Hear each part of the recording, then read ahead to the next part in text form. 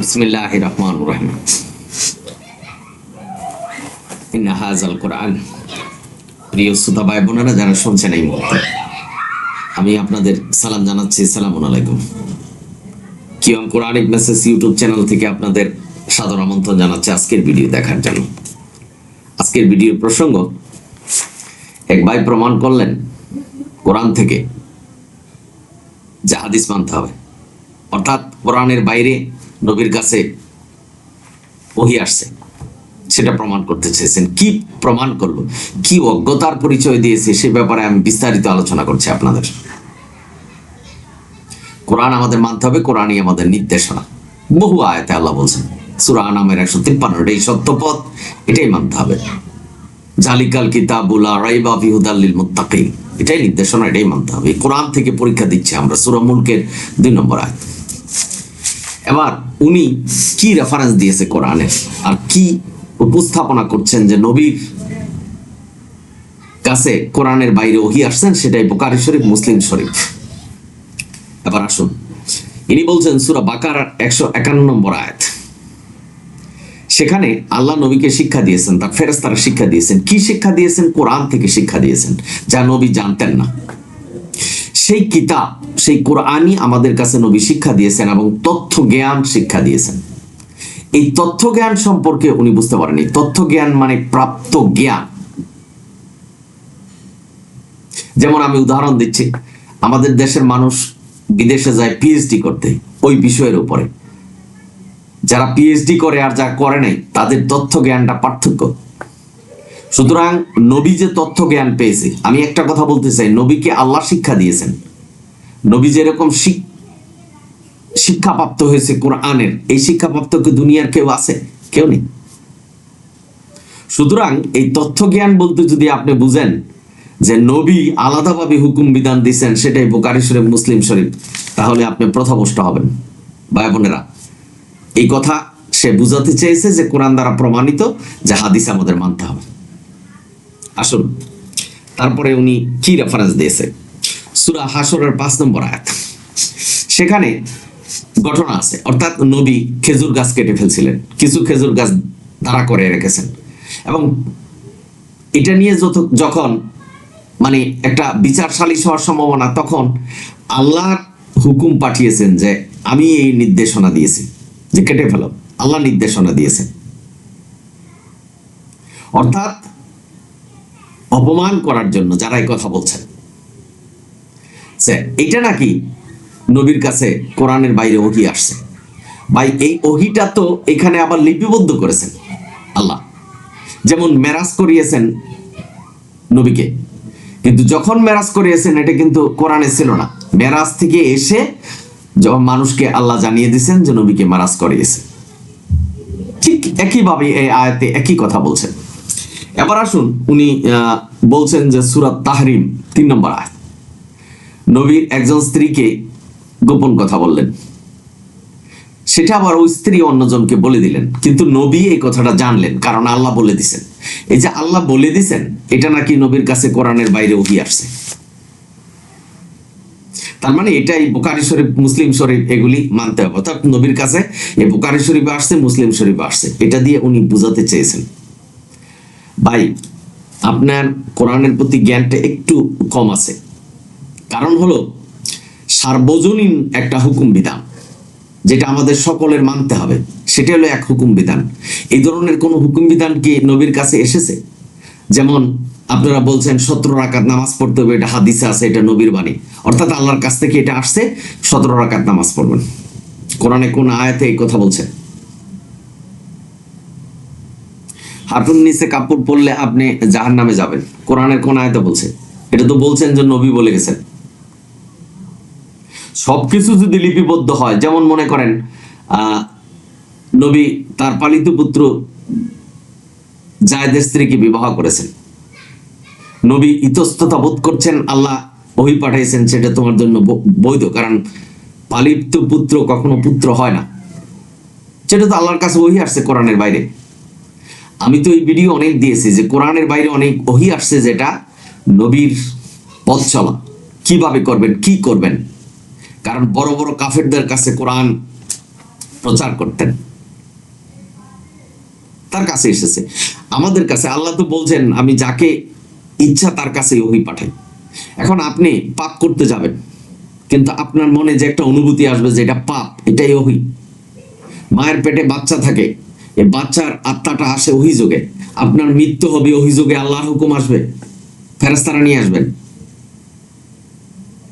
ভাই বোনেরা, আল্লাহ নবীকে মানতে বলছেন এবং যারা বিচারক তাদেরকেও মানতে বলছেন। বিচারককে যারা কোরআন থেকে বিচার করে তাদের, যারা কোরআনের কথা বলে তাদেরকে মানতে বলছেন। ভাই বোনেরা, আপনারা যারা শুনছেন, সুতরাং এখানে খেজুর গাছ কাটা হলো, এটা আল্লাহর আদেশ, কাটছেন, কিন্তু ঘটনাটা ঘটছে আগে, পরবর্তী সময় কোরআনে জানিয়ে দিয়েছেন। এই সাধারণ জ্ঞানটুকু ভাই থাকতে হবে, যেটা তো কোরআনে লিপিবদ্ধ। আপনি যে রেফারেন্স দিচ্ছেন এটা তো কোরআনেই লিপিবদ্ধ আছে। আরেকটা বলছেন যে তাহরিম, যেটা নবী স্ত্রী গোপন করলেন, পরবর্তী সময় আল্লাহ জানিয়ে দিলেন, এটাও তো ঘটনা ঘটছে, তারপরে কোরআনে বললেন। তা আপনি এটা দিয়ে কি বুঝাতে চেয়েছেন? এটা দিয়ে বুঝাতে চেয়েছেন যে নবীর কাছে কোরআনের বাইরে ওহী আসছে, যে ওহী বুখারী শরীফ, মুসলিম শরীফ, এটা আমাদের কোরআনের মতো করে মানতে হবে।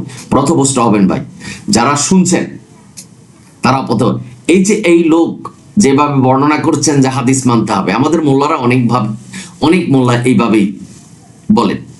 যেমন আতিউল্লাহ আতিউর রাসূল ভুল ব্যাখ্যা দিয়ে বলছেন যে আল্লাহকেও মানতে হবে, নবীকেও মানতে হবে। আল্লাহকেও মানতে হবে, নবীকেও মানতে হবে, এটাও যদি বুঝেন, অর্থাৎ আল্লাহ যে হুকুম বিধান দিয়েছেন নবী সেটাই পালন করেছেন, অর্থাৎ নবীরে মানা, নবীকে মানা মানে কি আল্লাহকে মানা, একই কথা।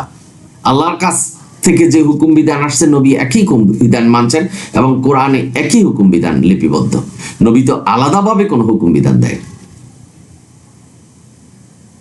ভাই বোনেরা, আপনারা যারা শুনছেন, সুতরাং এই আয়াত দিয়ে আপনি বুঝাতে চেয়েছেন যে বুখারী শরীফ মানতে হবে, মুসলিম শরীফ মানতে হবে, আরো যে সিয়াসিটা, আরো যে হাদিস গ্রন্থ আছে এগুলি মানতে হবে, কোরআনে যা নেই তা হাদিস বর্ণনা করেছেন সেটাও মানতে হবে। প্রমাণ দিতে পারছেন? আমি তো আপনাকে প্রমাণ দিতে বলছি যে 17 রাকাত নামাজ যে পড়ছেন, যে এটা নবী নাকি বলে গেছেন, এটা নবীর বর্ণনা, এটা কোরআনের কোন জায়গায় লিপিবদ্ধ? যেখানে নবীর পালিত পুত্র জায়েদের স্ত্রীকে বিবাহ করার কথা কোরআনে লিপিবদ্ধ, যেখানে বলছেন যে নবীর মৃত্যুর পর তার স্ত্রীরা অন্য জায়গায় বিবাহ বসতে পারবেন না, সেটাও কোরআনে লিপিবদ্ধ। তাহলে নবীর কাছে কোরআনের বাইরে ওহী আসছে, 17 রাকাত নামাজ পড়তে হবে দিনের বেলা, এইটা ওহীটা কোথায় কোরআনে লিপিবদ্ধ সেটাই আমি আপনার কাছ থেকে জানতে চেয়েছি। আপনি এই ভুল ব্যাখ্যা, ভুল উপস্থাপনা করলে কোরআনের চলবে? আপনি তো তথ্য জ্ঞান সম্পর্কেই ধারণা নেই। ভাই বোনেরা, আপনারা যারা শুনছেন, সুতরাং তার এই উপস্থাপনা দেখে আপনারা বিভ্রান্তি হবেন না। কোরআনে এমন কোন আয়াত নেই যে আয়াতে আল্লাহ বলছেন যে আমি কোরআনে মানে কোরআন যে পূর্ণাঙ্গ করছি এটা ভুল হয়েছে, নবীও তোমাদের হুকুম বিধান দিবে সেটাও মানতে হবে, এই ধরনের কোনো আয়াত কে কোরআনে আছে? বরং কোরআনে বলছেন যে এটাই সত্য কিতাব, এটাই মানতে হবে, এই কোরআন ছেড়ে অন্য কোথাও যাওয়া যাবে না, এই কথাগুলি বলছেন। আজকের মোল্লারা সূরা হাসরের 7 নম্বর আয়াত দিয়ে বুঝাচ্ছেন যে নবী যা দিয়ে গেছে সেটা পালন করতে হবে, সেটাই নবীর সুন্নাত, অর্থাৎ বুখারী শরীফ, মুসলিম শরীফ, এগুলি আবু দাউদ, নাসাই, এগুলি যত আছে এটা মানতে হবে, নবী এগুলি দিয়ে গেছেন। ভাই বোনেরা, আপনারা যারা শোনেন, সেই আয়াতে বলা হয়েছে যে যুদ্ধলব্ধ যে সম্পত্তি, এই সম্পত্তি নবী যা দেয় তোমাদেরকে সেটাই গ্রহণ করো। আর একটা অস্ত্র ব্যবহার করেন আতিউল্লাহ আতিউর রাসূল, আল্লাহকেও মানতে হবে, নবীকেও মানতে হবে, অর্থাৎ নবীকে মানা মানে আল্লাহর হুকুম বিধান মানা। নবী আল্লাহর হুকুম বিধানের বাইরে যায়নি। যেখানে সূরা কাফের 27 নম্বর আয়াতে বলছে, হে নবী তুমি পাঠ করো কোরআন থেকে, কোরআনের একটা অক্ষর পরিবর্তন করার ক্ষমতা কারণে আমি এমন কাউকে অনুমতি দেই নেই যে আমার হুকুম বিধানের উপরে হুকুম বিধান লিখবে। আছে কোরআনে? অবশ্যই আছে। সুতরাং কেউই হুকুম বিধান লিখতে পারবে না, নবীও পারবে না, নবীও হুকুমদাতা নয়। আজকের সমাজে মোল্লারা নবীকে হুকুমদাতা বানাচ্ছেন, ঠিক আপনার মতো। আপনি ভুল বুঝছেন ভাই, আমি অনুরোধ করছি, আপনাকে শ্রদ্ধা জানাচ্ছি, আপনি ফিরে আসুন কোরআনের পথে। পৃথিবীর এমন কোনো প্রমাণ নাই যেখানে আল্লাহ বলেছেন যে 17 রাকাত নামাজ পড়তে হবে দিনে। কোরআনে যেটা নাই সেটা হাদিস বর্ণনা করেছেন। কবরের আযাব হবে, কবরে কি জিজ্ঞাসা করবে সেই কথা হাদিস লিখেছেন। এটা কিভাবে সম্ভব? একটু চিন্তা গবেষণা করেছেন যে আল্লাহ আমাদেরকে পরীক্ষা নিচ্ছেন, সূরা মুলকের 2 নম্বর আয়াতে বলছেন, আবার প্রশ্নপত্র ফাঁস করে দিছেন। আপনি যা বলবেন সেটাই মানুষ শুনবে আর মানবে। আজকের সমাজে মানুষ অনেক সচেতন, অনেক ভালো বুঝছেন। সুতরাং কোরআনের পাশাপাশি হাদিস মানতে হবে, এই প্রতিজ্ঞা মোল্লারা করছেন। আমরাই কিন্তু লক্ষ টাকা দিয়ে তাদেরকে আনছি এবং এই মিথ্যা প্রচারণা করছেন সেটাই আমরা মানছি এবং ভুল পথে আছি এবং জাহান্নামের পথে আছি। ভাই বোনেরা, এমন কোন আয়াত আছে কোরআনে যে আল্লাহ বলছেন যে আয়াতুল কুরসি ফরজ নামাজের পরে পড়লে আপনি জান্নাতে চলে গেলেন, মৃত্যুটাই বাকি?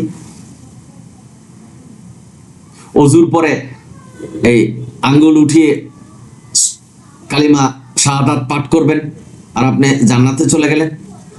এই যে শর্টকাট রাস্তাগুলি হাদিস লিখেছে, এটা কোরআনে কোথায় লিপিবদ্ধ আছে যে এটা কোরআনের বাইরে নবীর কাছে ওহী আসছে? প্রমাণ করতে পারবেন? ভাই বোনেরা যারা শুনছেন, সুতরাং বিভ্রান্তি হবেন না, কোরআনই মানতে হবে। কোরআনই একমাত্র বিধান। আল্লাহ কোরআনকে পূর্ণাঙ্গ করেছেন, আর এই লোক, আমি নাম বলছি না, তিনি কোরআনকে অপূর্ণাঙ্গ মনে করছেন। আল্লাহ যে মিথ্যা বলেছেন সেটা প্রমাণ করছেন। আল্লাহ বলছেন কোরআন মানতে হবে, আবার তারা প্রমাণ করছেন যে কোরআনের বাইরে ওহী আছে, সেটা মানতে হবে। সেটা হলো বুখারী শরীফ, মুসলিম শরীফ, আরো যত শরীফ আছে। অথচ সালামুন আলা মুহাম্মদ এই হাদিস সম্পর্কে জানতেনই না। আমি একটা প্রশ্ন রেখে আপনাদের আমি বিদায় নিচ্ছি যে সালামুন আলা মুহাম্মদের কাছে যখন কোরআন এসেছে, সেটা কোরআন থেকে উনি কাফেরদেরকে প্রচার করতেন না হাদিস থেকে? আপনাদের জ্ঞানে কি বলে? অবশ্যই কোরআন থেকে। সুতরাং ভাই বোনেরা, এই কোরআনই আমাদের মানতে হবে। আল্লাহ যেখানে কোরআনকে পূর্ণাঙ্গ করেছেন, এটাকে অপূর্ণাঙ্গ যদি করেন, হাদিস মানতে যদি আপনি বাধ্য করেন বা মানুষকে বলেন, প্রমাণ করতে যান যে হাদিস মানতে হবে, তাহলেই এই কোরআনের অপূর্ণাঙ্গ প্রমাণ করলেন আপনি জাহান্নামবাসী হয়ে যাবেন। এটাই সত্য। সুতরাং পৃথিবীর এমন কোনো প্রমাণ নাই যে সালামুন আলা মুহাম্মদ কোরআন ছেড়ে হাদিসের কথা বলে গেছেন বা হাদিস মানছেন। এটা যদি আমরা বিশ্বাস করি, প্রথভ্রষ্ট হব।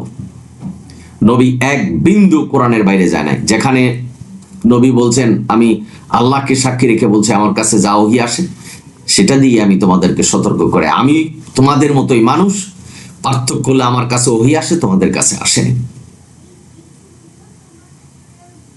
ভাই বোনেরা, সূরা গাশিয়ার 22 নম্বর আয়াতে বলছেন নবী পালন কর্তা নয়, নবীকে গলা কেটে ফেলবে আল্লাহ, মানে জীবন দমনী কেটে ফেলবে, এরকম হুঁশিয়ারি করেছেন সূরা হাক্কায়। তারপরে একই কথা কিন্তু বারবার আসছে আপনাদের প্রশ্নের উত্তরে।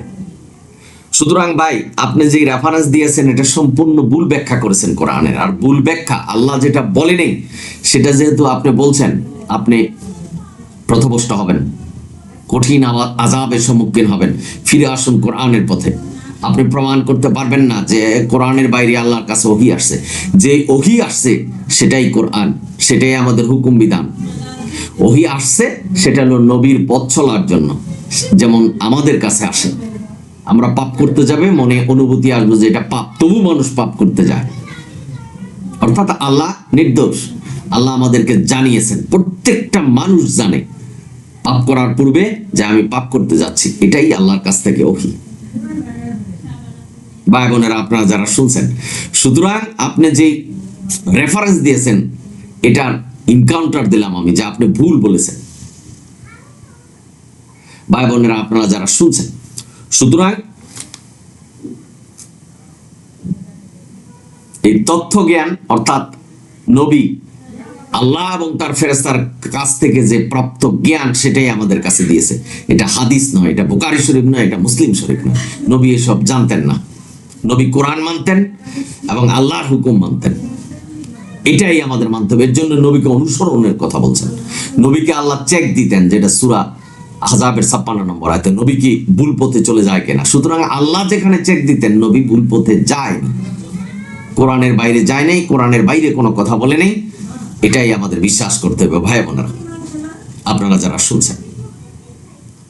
সুতরাং আশা করি বুঝতে পেরেছেন। আমি ওই ভাইকে বলছি, তওবা করুন, ফিরে আসুন কোরআনের পথে, আপনার মঙ্গল হবে। আপনারা সকলেই ভালো থাকুন, সুন্দর থাকুন।